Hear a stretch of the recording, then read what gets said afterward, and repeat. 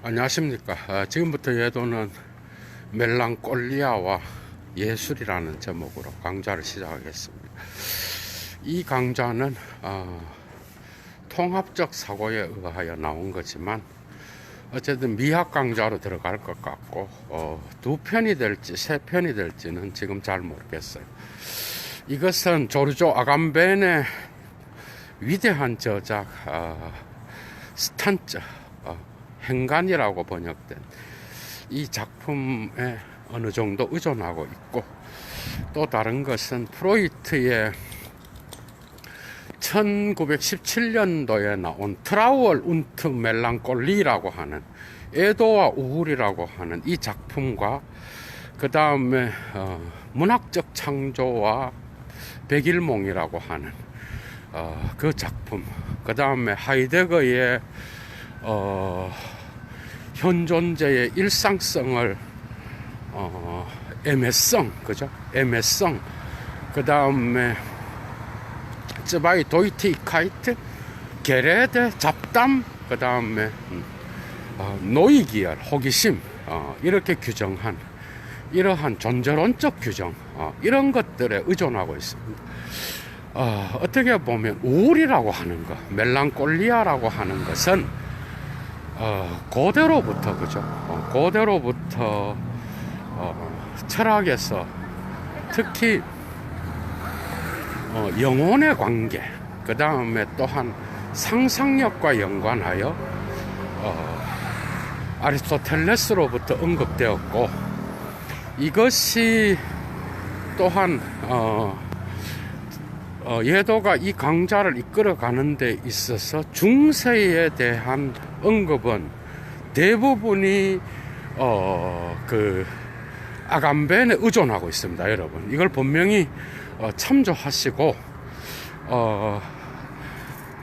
그 이후에 나타나는 그 현대에서 정신분석에서 다루어지는 이 우울, 이런 것들이 어떻게 하여 예술과 연결되고 예술 작품과 연결되는지, 이런 것들을 이제 고찰하려고 합니다. 그런데 사실은 이 우울이라고 하는 것은 중세의 신학자들이라든지 특히 성직자들, 수도사들, 이런 자들에게, 이런 분들에게 상당히 중요한 개념으로 떠오르기 시작했어. 그래서 아감벤이 위대한 이유는요, 이러한 중세의 다양한 문헌들을 언급하면서 특히 성직자들을 나태의 존재론으로, 그죠? 성직자들의 이러한 우울을 나태의 존재론으로 풀어가는데, 이게 정말 탁월합니다, 여러분. 제가 볼 때는. 그래서 여러분들이 이 부분을 이해하기 위해서는 특별히 아감벤의 행간의 1장과 2장을 참조하시기 바랍니다. 그 부분을 해서 예도는 특히 성직자들의 이러한 나태의 존재론을 이야기하면서 하이데거의 잡담, 호기심, 애매성으로 연결되고, 그죠? 그 이후에 프로이트의 이러한 애도와 우울의 개념을 보다 더 상세하게, 그죠? 파헤치는 그런 방향으로 나아가려고 합니다, 여러분. 그러니까 우울이라고 하는 거는 오늘날 정신분석 학에서는 어떤 대상이론과 연결되어 있어요, 여러분. 대상이론. 애도는 언제 하죠, 여러분들이? 트라우얼, 프로이트가 애도와 우울을 대비시키고 있는데, 이 애도는 특별하게 그 우울과 연결되어 있고, 그런데 다른 점이 뭔가 하면은 애도는 슬퍼한다라는 거잖아, 그죠? 그러니까 뭔가 내가 가지고 있었던 것의 상실이라든지, 또 사랑하는 사람과 친구들과 또한 내가 아는 지인들의 죽음이라든지 이런 것을 통하여 오는 부재로부터 오는 그러한 현상이라고 할 수 있겠죠. 그런데 우리 애도와 다른 것은 이러한 애도는 이런 슬픔과 애도는 특별하게 그 현실성 비얼클리히카이트와 연결해서 현실성을 받아들이는 관점에서 애도는 부재를 슬퍼하는 겁니다. 그러니까 예를 들면 부모님이 돌아가셨습니다.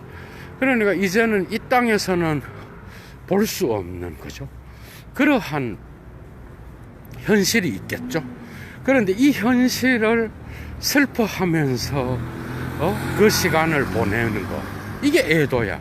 그러니까 이 현실을 받아들이는 거예요. 그런데 우울은 뭔가 하면은 이러한 부재의 현상을 받아들이지 않아. 그래서 오히려 리비도와의 관계 안에서 사랑하는 자에 대한 어떤 그 부재를 슬퍼하긴 하지만 단지 그것으로 끝나는 게 아니라 이 부재를 현존으로 착각하는 거예요. 현존으로. 그러니까 사랑하는 사람의 죽음, 그 다음에 친구의 죽음, 그 다음에 연인의 죽음, 이런 것이 있다고 합시다. 그랬을 때 이것을 그냥 현실에서 지금 그 사람이 죽었구나 하면서 상실감에 의하여 슬퍼하고 그 애도의 기간이 끝나면 정상으로 돌아와서 그의 이 땅에서의 삶에 대하여 뭐죠? 애도하면서 슬퍼하면서 그것을 기념하고 이런 게 정상적인 거잖아, 그죠? 그러니까 이런 것들을 우리는 트라우얼, 슬픔이라고 할 수 있어요. 애도. 그래서 애도는 현실 원칙을 철저하게 인정하는 거예요. 그러니까 현실에서 그 사랑하는 사람이 떠났구나 이렇게 인정하고 받아들이고 그러나 그가 이 땅에서 살았던 삶은 소중하구나 이런 방식으로 현실 원칙과의 관계 안에서 인정하는 게 애도야. 그런데 우울은 뭔가 하면은, 멜랑꼴리는 뭔가 하면은 이 부재에 자기 리비도를 집착시켜. 그러니까 두 가지 반응이, 양가 감정이 있는 거예요. 그러니까 사랑하는 자가 썼던 물건, 그가 했던 말, 그리고 그가 모든 행적과 그가 썼던 모든 사물들에 대하여 리비도를 부착시켜서 거기로부터 벗어나지 못하고 그 리비도를 떼내서 자기 자신으로 되돌아오는 거예요.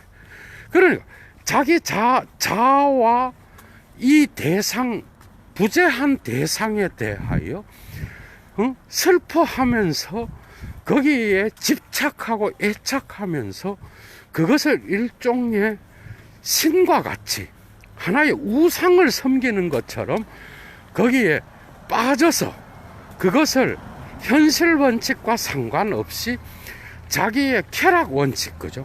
자기의 상상력 안으로 가지고 와서 그것을 자기 자아의 일부로 만드는 거야.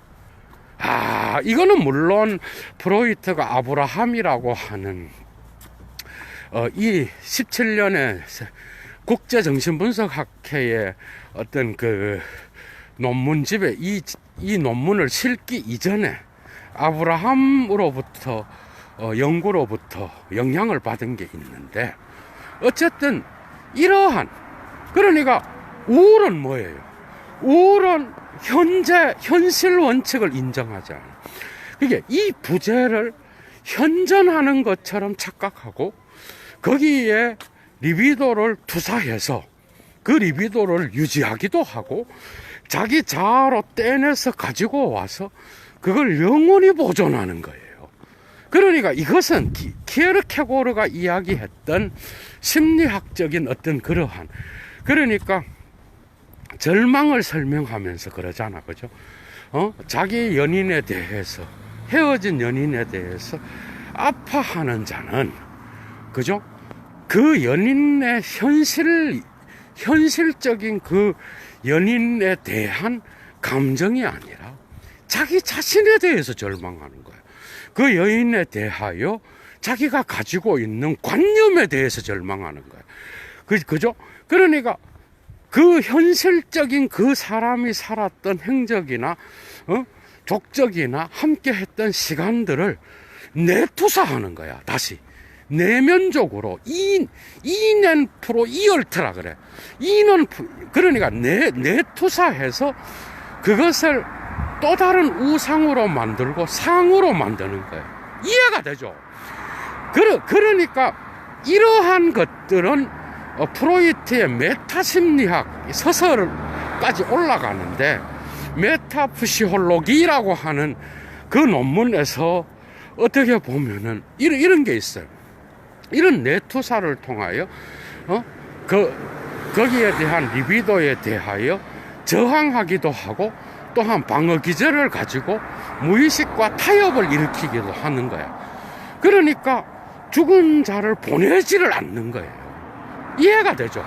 그러니까 단순한 애도는 죽은 자를 현실 원칙에서 인정하고 그를 떠나보내는 거거든요. 이게 정상이잖아, 그죠? 그런데 그것을 떠나보내지 못하고 내투사해서 자아의 일부로 만들어 버리는 거예요. 그러니까 거기에 대해서 끊임없는 강박증이 일어나고, 끊임없는 현실 원칙과는 도무지 일치하지 않는 그런 삶을 유지하게 되는 거예요. 그게 멜랑콜리는 잃어버린 사물과 잃어버린 사랑하는 자에 대한 상실, 이런 상실을 인정하지 못하고 그것을 끊임없이 붙잡는 것으로부터 출발하는 겁니다, 여러분. 그런데 이게요, 이게 그냥 무슨 정신병에 걸린 사람만이 우울한 게 아니라고, 여러분. 이게 메타심리학으로 넘어가게 되면 이런 말이 있어. 인간은 철저하게, 그죠? 인간은 철저하게 어릴 적부터 이러한, 뭔 말인가 하면, 어릴 때는 이러한 욕망의 대상을 현실 원칙의 대상과 구분하지 못해. 어린아이들은 맞잖아. 어린아이가 배고플 때 어머니의 가슴을 유방을 빨고 그 다음에 우유를 먹고, 그죠? 성장하잖아. 그런데 어린아이는 그가 욕망하는 대상을, 그죠? 현실적인 그러한 대상과 구분하지 못하고 투사하는 경향이 상당히 많아. 그지? 그런데 크면서 이런 것들이 구강기를 지나면서, 그죠? 현실 원칙을 배우게 되고, 그리고 현실적인 대상과 이젠 자기의 욕망의 대상을 구분하는 이런 단계로 나가는 거야. 그러니까 뭐야? 철저하게 인간은 어릴 때부터 자기의 욕망의 대상을 상으로 만드는 그러한 것이 근본적으로 어떤 정신병과 연결되어 있는 게 아니라 근본적인 인간의 발달 과정에서 나타나는 현상으로 봐야 된다는 거죠. 그러니까 이게 멜랑콜리라 그러는 게 그냥 오늘날 정신병과 관계된 그런 게 아니라 인간의 근원적인 이러한 욕망의 대상을 자기 방식대로 투사해서 사유하고 상으로 만드는 이러한 존재론적 기질이 인간에게는 놓여 있다라는 거죠. 그런데 이 프로이트의 이러한 진단으로부터 이제는 이런 것들이 어떻게 하여 예술과 관계되는지 한번 살펴보는 것이 예도의 의도입니다. 그러니까 사실은 이러한 비현실적인 것을 상으로 만드는 그러한 것에 집착하는 자들은 대부분이 흑담즙에 속하는 자들이었어요. 그러니까 고대로부터 중세에 이르기까지 4개의 체질이 나타나잖아, 그죠? 피와 점액과 그 다음에 또 뭐야? 흑담즙. 그 다음에 또 하나가 또 뭐죠? 이런 게 나타나는데, 흑담즙은 바로 멜랑콜리아와 관계되어 있었어. 이해가 되죠? 그러니까 흑담즙은 흙과 관계되어 있었던 거야. 흙. 점액은 뭐죠? 점액은 물을 상징하는 거였죠. 고대와 중세의 체질 이론, 의학 이론에서 보면은. 그 다음에 또 피는 뭐야? 피는 공기와 관계되어 있었습니다, 여러분. 공기와. 이런 식으로 표현되어 있었는데, 이 흑담즙이 바로 멜랑콜리아와 연결되어 있었고, 이것이 기하학으로 가면서 토성과 관계되어 있었어요. 그러니까 토성은 흙을 나타내는, 상징하는 그러한 별이잖아요. 그러니까 사투르는 영어의 세턴이잖아. 그러니까 사투르나라고 하는 이 토성과 우울증이 연결되어 있었고, 그래서 중세와 고대와 중세에서는 이러한 멜랑콜리아와 관계된 흑담즙은 뭐랑 연결되어 있었는가 하면은 가을이라든지 건조하고 차가운 거, 그 다음에 또 고독을 일으키는 그러한, 그리고 아이의 어떤 그러한 그 이미지, 뭐 다양한 바람, 차가운 바람, 또 긴장하면은 피부색이 검어지는 것, 이런 다양한 것들을 나타내면서 문헌에서 드러나기 시작했어요. 그런데 이런 것들이 철학과 연결되는 이유는, 모든 열정은, 이런 리비도도 열정입니다. 열정. 프로이트가 말하는 모든 열정은 생각으로부터 나가거든요. 이해가 돼요?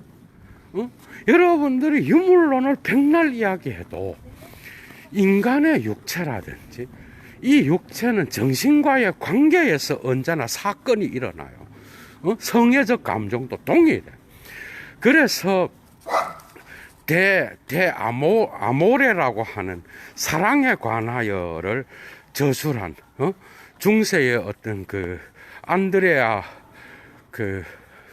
뭐죠? 안드레아라고 하는 이 작가가 한 말은, 모든 생각은 열정으로부터 나오는 거야. 모든 생각. 열정은 생각으로부터 움직여진다 그래. 엑스 솔라 코기타치오네 파시오 일라 프로케디트라 그러죠. 그러니까 생각으로부터 열정이 나가는 거예요. 맞죠, 여러분? 여러분들, 그래서 이러한 우울증은 근본적으로 고대로부터 비현실적인 대상을 연구하고 사랑하고, 그 다음에 또한 사랑에 빠진 연인이라든지, 그죠? 그 다음 또 신에 대한 어떤 영적인 것에 종사하는 자들, 그 다음에 비현실적인 현실적인 대상을 자기의 예술 세계로 포섭시켜서 예술 작품을 표현하는 예술가들, 그 다음에 이러한 세계의 대상들을 또한 시로 품어서, 그죠? 시문학을 통하여 표현하는 시인들, 이런 자들이 멜랑콜리아와 연결되어 있었다라는 것은 결코 우연이 아니라는 거죠. 그래서 아리스토텔레스는 프로블레마타라고 하는 난제들이라고 하는, 그것은 사실 형이상학과 니코마코스 윤리학을 함께 포함해서 아리스토텔레스 편집자 때문에 생겨난 제목이지만, 거기에서 표현하는 것은 바로 이런 거예요. 모든 철학자와 예술가와 시인들과 웅병가들은 왜 그렇게 우울했을까? 이런 질문을 던지거든. 그러면서 이 우울을 천재성과 연결시킵니다, 여러분. 그러니까 그리고 나서 나중에는 인내와 연결시켜. 그러니까 이러한 예술가와 그 다음에 또한 그 철학자들과 또 웅변가들과 시인들은 다 우울증에 빠져 있는데, 근본적으로 이 우울증은 뭐죠? 천재성을 가진 자들의 어떤 특징이기도 하고, 또 한 가지는 이들에 의해서 인내를 통하여 이러한 천재성을 발휘하게 되면은 바로 위대한 작품들을 창조하는 창조적 어떤 그러한 모체로서 우울증을 긍정적으로 보았다는 거죠. 그러나 우울증의 멜랑콜리아에 대하여 항상 그렇게 봤던 건 아닙니다. 이것은 중세의 다양한 어떤 그 시인들에 의하여 드러나는 이 멜랑콜리아에 대한 해석은 상당히 흑담즙의 어두운 측면과, 그죠? 그 다음에 또한 성직자들이 성직을 수행할 때에 항상 직면하게 되는 그러한 아케디아, 나태함과도 연결되어 있었어요. 여기서 이제 예도는 아감벤의 그 작품을 인용합니다, 여러분. 고대의 성직자들이 어땠어요? 성직자들은 언제나 영적인 삶을 수행하고, 수도원에서는 독방에서, 그죠? 성서를 읽고 기도를 하고, 그 다음에 교부들의 책들을 읽는 게 바로 수도사들의 삶이었어. 근데 이들에게 11시만 되면 찾아오는 악한 영이 있었는데, 그 영이 바로 나태의 영이야, 여러분. 그래서 나태는 결코 현대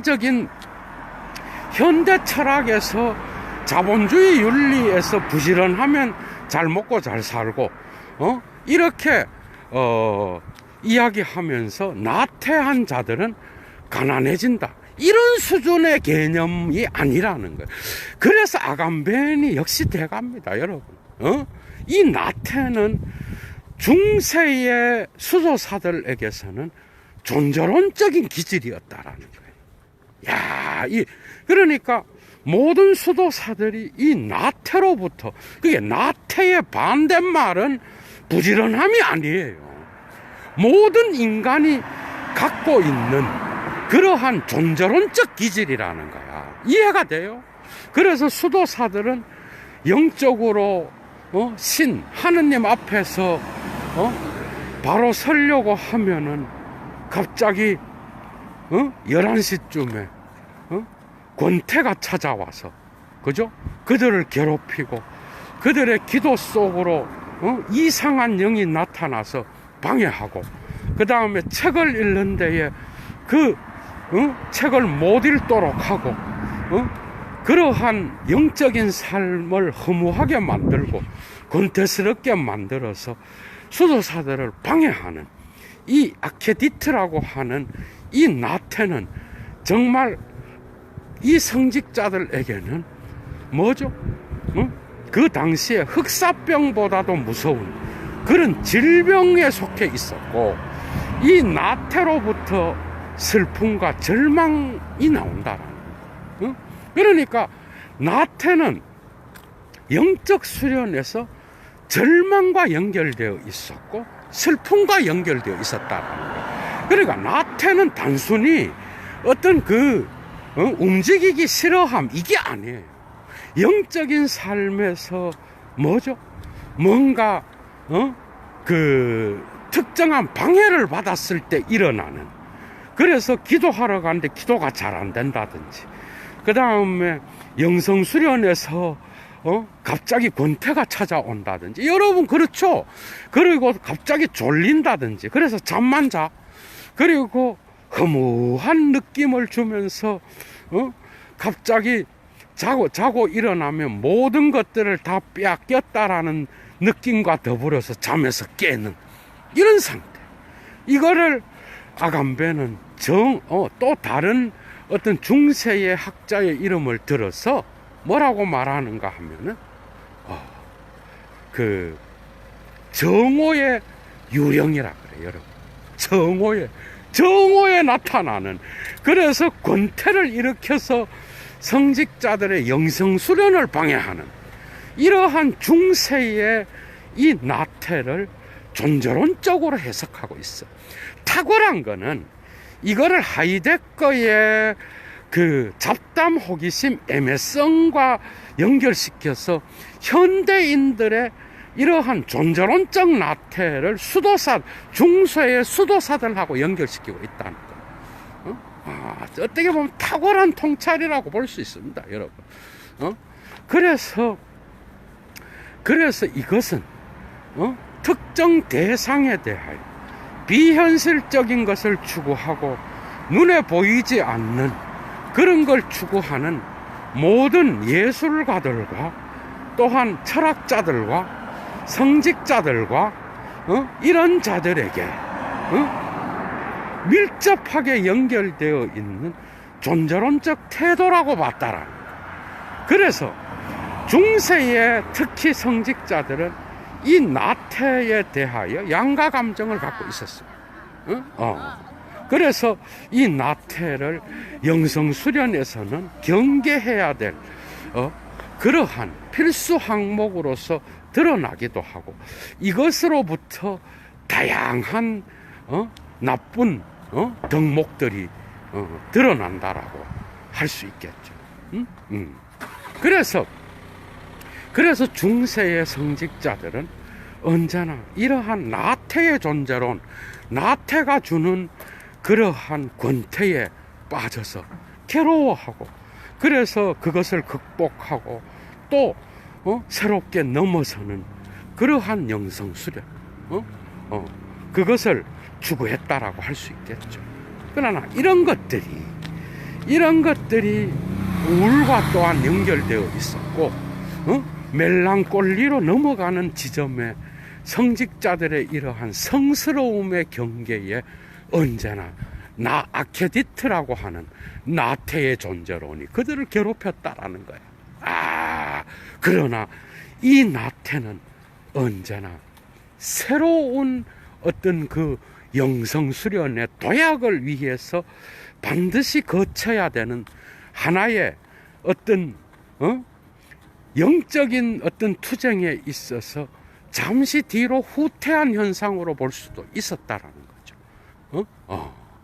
그런데 어쨌든 그렇다 그러면 왜 예술가들과 예술 작품을 만들어내는 자들이 이러한 우울증에 걸리고, 이 우울증은 어떻게 그냥 정신병의 오늘날 하나로서 축소되는 그런 게 아니라 인간의 체질의 근원적인 어떤 근본과 연결되어 있었는지, 그래서 철학이 다른 거죠, 여러분. 우울증, 그거 치료해야 된다, 이런 수준이 아니라는 거야. 이것은 어떤 하나의 비현실적인 것, 현실을 비현실로 만들어서 새로운 창조적 능력을 발휘하는 모든 곳에서는 이러한 것이 나타난다라고 볼 수 있다라는 거죠. 그래서 멜랑꼴리아는 예술가들이 겪는 질병이기도 하지만 어떻게 보면은 그것으로부터 위대한 창조가 나오는 원산지라고 할 수 있다는 거. 그래서 로마노 알베르티라고 하는 그 예술가에 의하면 예술가들은 전부 다 우울증을 겪는다. 그 이유는 그들은 언제나 특정 대상을 생각하고, 그리고 특정 작품을 만들 때 그 생각 속에 특정한 상을 가지고 살아가는데, 이 상과 끊임없는 싸움을 하고, 그리고 이것을 유일례적인 생각으로 끝내는 게 아니라 끊임없는 투쟁을 통하여 이 특정한 상을 자기 자신의 예술 세계의 어떤 상으로 변화시키기 위하여 끊임없이 그 상과 투쟁하고 그것을 붙잡고 그것을 끈덕지게 자기의 상상력 안에서 가지고 있어야 되기 때문에 그들은 이러한 상상력이 현실 원칙과 만났을 때 거기서 나타나는 괴리 때문에 우울증에 빠질 수밖에 없다. 이런 이야기를 하잖아요. 그죠?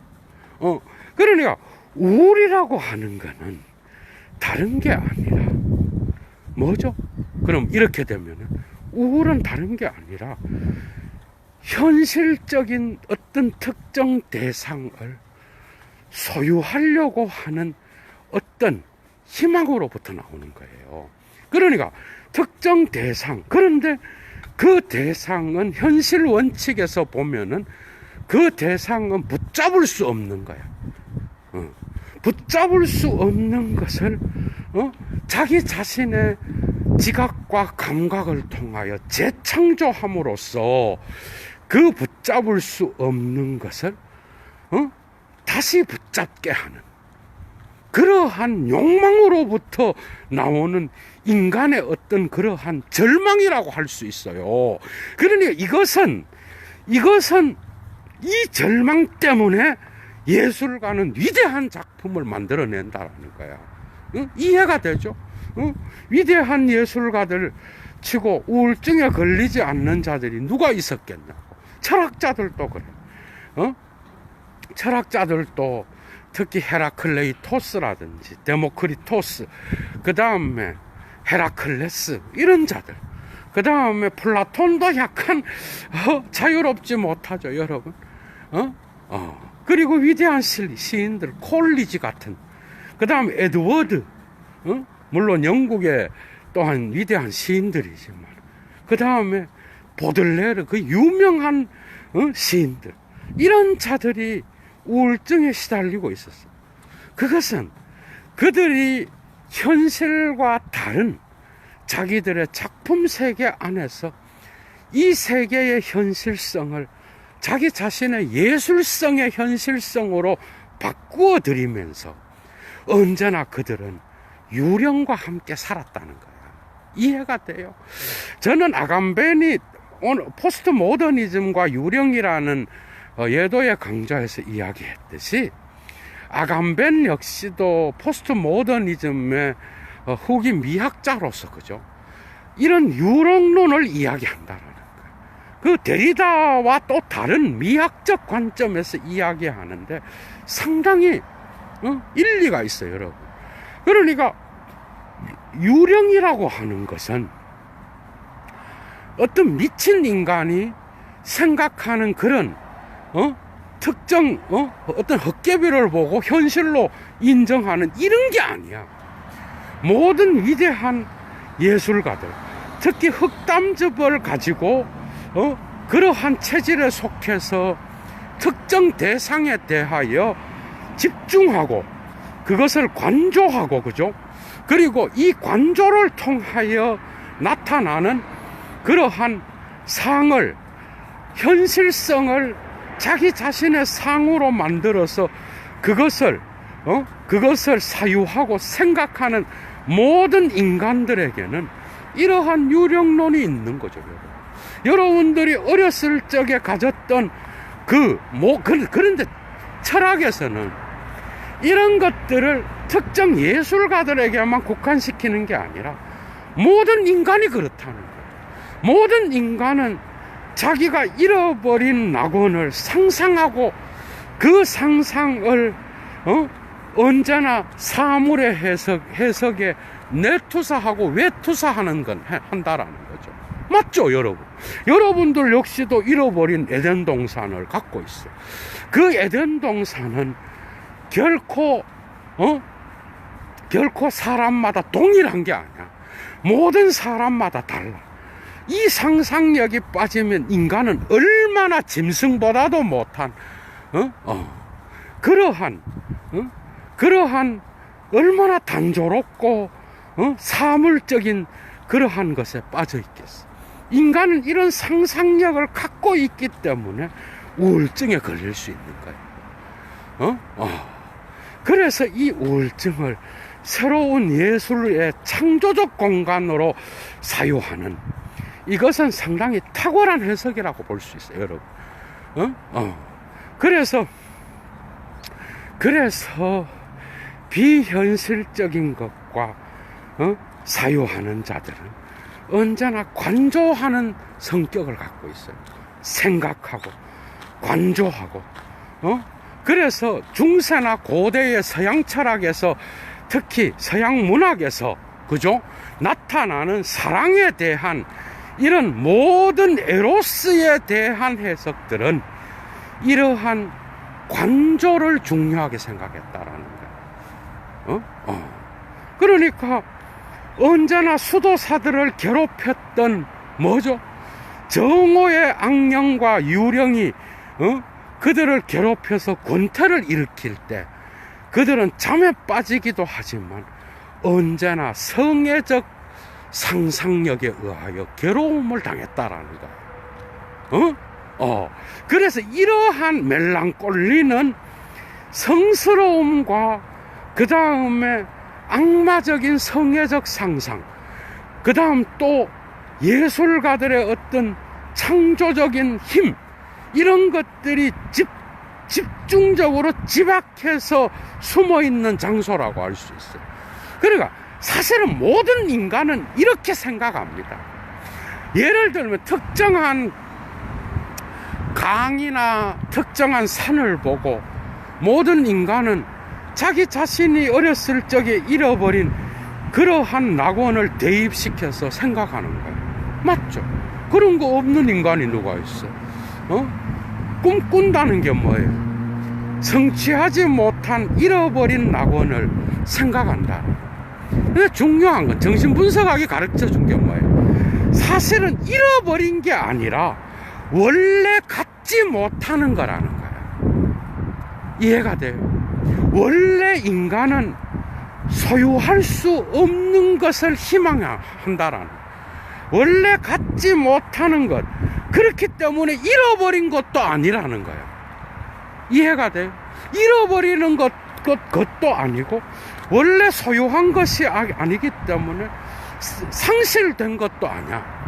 그런데 자기는 그것을 상실했다고 생각한다라는 거죠. 그런데 이러한 상상이 없는 그러한 인간 세계가 얼마나 허무하겠어요, 여러분. 연속극이라든지 모든 연극이라든지 모든 작품들, 인문학과 연결된 모든 작품 세계는 이러한 상상력과 언제나 연결되어 있었다라는 겁니다. 그러니까 여러분들이 이거 비현실이잖아 이러면 벌써 누구든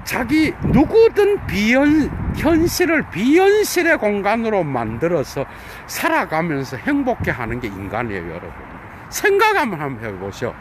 여러분들이 특정 사물을 볼 때도 그 사물을 생각해서 자기 나름으로 변형시켜서 표상을 만들고 상호를 만들어서 거기에 대해서 특정한 의미를 부여하고 그렇게 다 살아가는 거 아니야? 그러면서 행복해하고, 그죠? 상당히 유물론적인 자들 역시도 얼마나 관념적인, 왜? 인간의 열정은 생각이 없이는 움직이지 않습니다. 여기에 이러한 예술의 철학이 삐집고 들어가는 거예요. 그러니까 상상력을 발휘해서 현실을 재창조하는 모든 인간들에게 있어서는 이러한 멜랑콜리아에 고통스러워하고 괴로워하고 그 다음에 없는 대상에 대하여, 그러나 언젠가 본인이 있었다고 하는 잃어버린 대상에 대하여, 잃어버린 사물에 대하여 슬퍼하고 고통스러워하고 거기에 자기의 리비도를 내투사해서 자아의 일부로 만들면서 살아가죠. 그죠?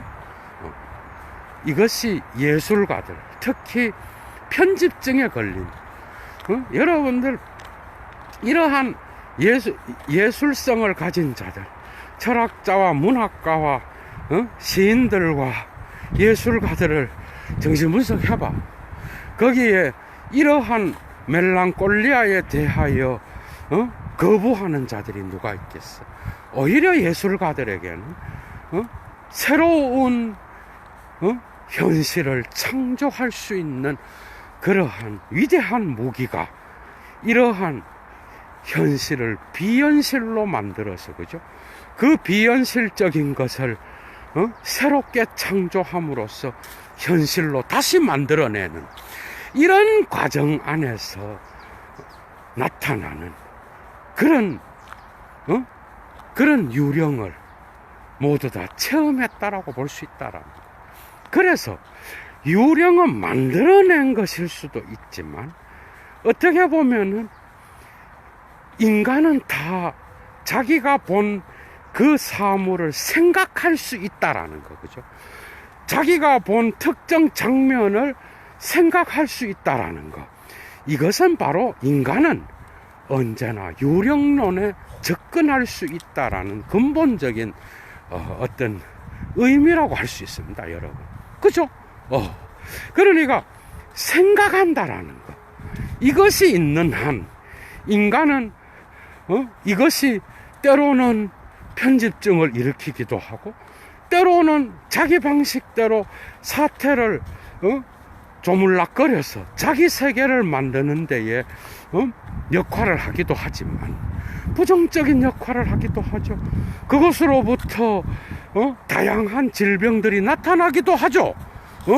그러나 이러한 생각을 한다는 것 자체 때문에 인간은 행복할 수도 있고 불행할 수도 있다라는 거예요. 이런 것들이 바로 상상력과 관조의 관계를 통하여 나타나는 멜랑콜리아의 이론을 우리가 생각해 볼 수 있다라는 겁니다. 그러니까 언제나 예술가들은 비현실적인 것을 붙잡는다는 거 아니에요. 행간의 주제가 뭐예요? 인간은 비현실적인 것을 붙잡고 그것을 주목하고 새롭게 창조하는 그런 공간으로서 만들어낸다. 언제나 비현실적인 것을 붙잡을 수 있는 자만이 새로운 현실을 창조할 수 있다.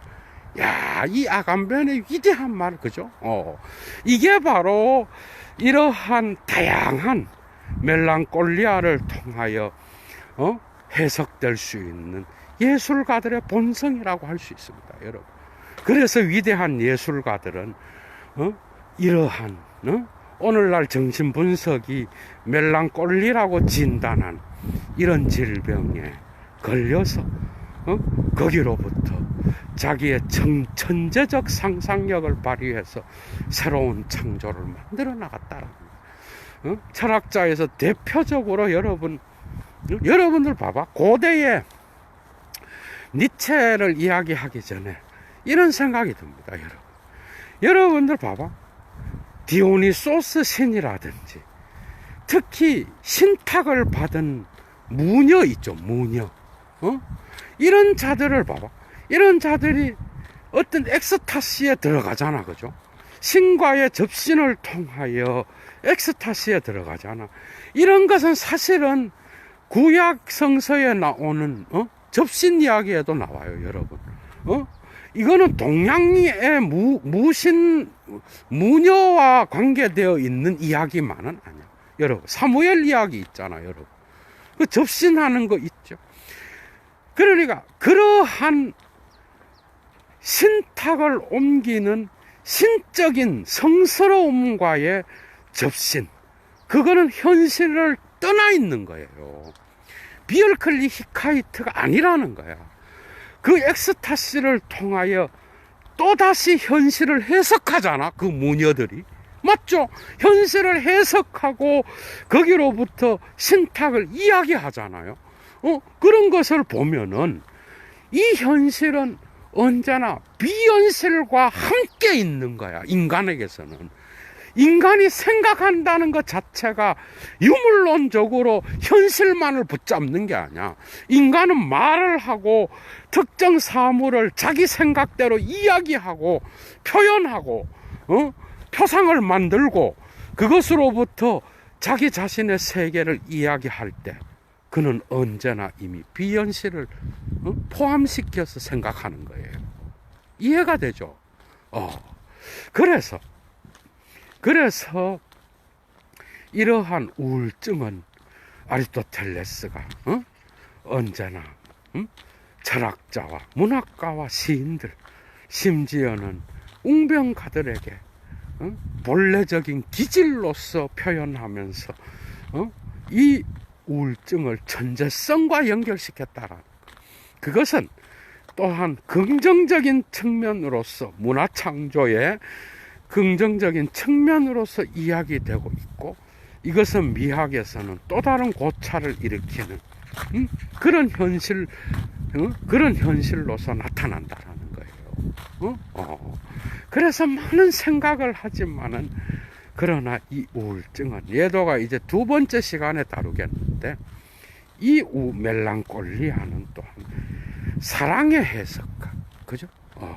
성애적인 것과 밀접하게 연결되어 있었다라는 수도사들이 권태를 통하여 정오의 유령을 만나면서 그들의 영성수련을 방해하는 하품이 나오게 하고, 그 영성수련의 신적 대상에 대하여 지루함을 느끼게 하고, 그 영성수련의 길을 못 가게 만드는 이러한 나태가, 아케디트가, 그죠?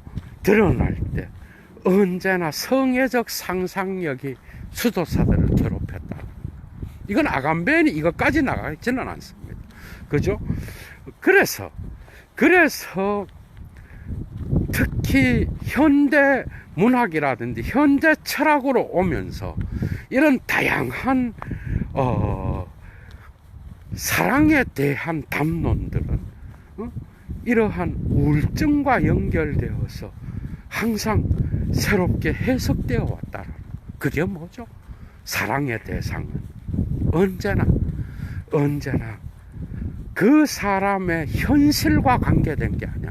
우리말에도 있잖아. 그죠? 우리말에도 저 인간이 콩깍지에 씌었다, 이런 말이 있잖아, 여러분.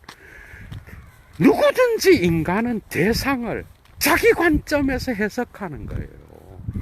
그러니까 사랑은 특정 대상에 대한 상을 신적인 것으로 만드는 경우가 많아요, 여러분. 이해가 되죠? 그래서 언제나 인간의 삶은 환상이 함께 들어가 있는 거예요. 여러분, 유령의 판타스마라고 하는 단어는 유령으로부터 나오는데, 유령은 환상과 연결되어 있는 거예요. 인간의 인식론적 체계 자체가 언제나 비현실을 집어넣을 수밖에 없는 거예요.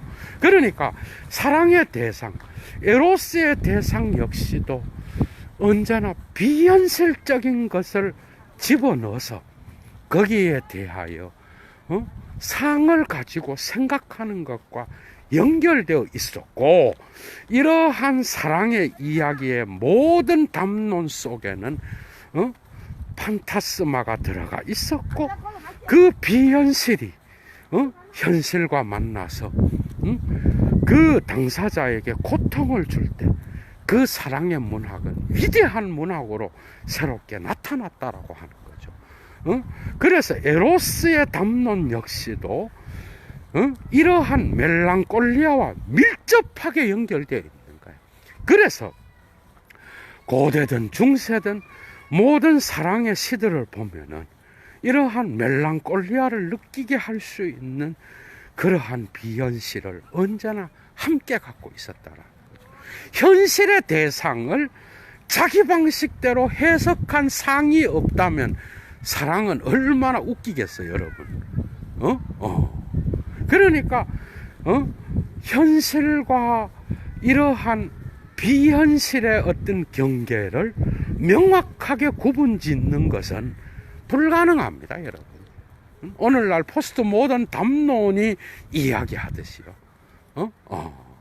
그래서 언제나 이 멜랑콜리아는 특히 아감벤의 미학 세계에서 예술가들의 새로운 창조의 영역, 시인들이 썼던 시인이 시를 읽을 때 행간을 읽어야 하듯이 그 행간에 보이지 않는 비현실의 영역을 구성하고 있다라는 것. 그리고 이것은 예술가들의 새로운 창조와 상상력과 언제나 연결되어서 해석되었다라고 하는 것. 이게 위대한 거겠죠, 여러분. 그죠?